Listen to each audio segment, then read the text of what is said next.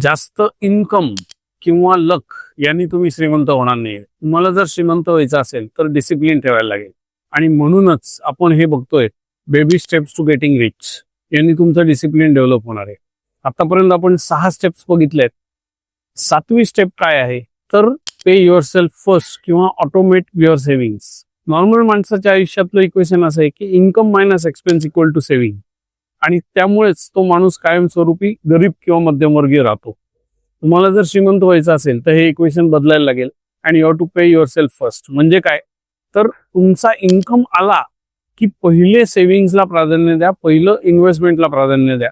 बिलं भरणे, बाकी आयुष्यावर होणाऱ्या खर्चाला सेकंड प्रायोरिटी द्या, ते नंतर करा.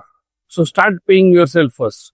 म्हणजे तुमचं जगण्याचं पॅराडाईम शिफ्ट होऊन it will be income minus savings is equal to expenses. म्हणजे आधी मी ठरवतो की मी 100 रुपये कमवले तर त्यातनं मी 10 रुपये, 20 रुपये, 25 रुपये, 50 रुपये जी काय माझी प्लॅनिंग असेल त्याप्रमाणे ते बाजूला काढतो, ते सेव्ह करतो, इन्व्हेस्ट करतो, आणि उरलेल्या पैशात माझा सगळा खेळ मी करतो, माझ्या आयुष्याचं क्वालिटी ऑफ लाईफ. हे खूप महत्वाचं आहे. अनेकदा हे जमत नाही.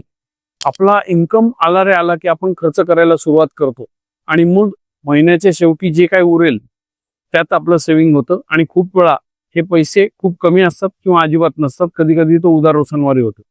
त्यामुळे this is baby step number 7, pay yourself first. हे करायला सुरुवात करा आणि मला सांगा तुम्हाला फरक पडलाय की नाही. जर तुम्ही ऑलरेडी ही मेथड फॉलो करत असाल तर कॉमेंटमध्ये टाका आय एम डुईंग इट. आणि अशाच सिंपल आणि ऍक्शनेबल कंटेंटसाठी मला फॉलो करा. धन्यवाद.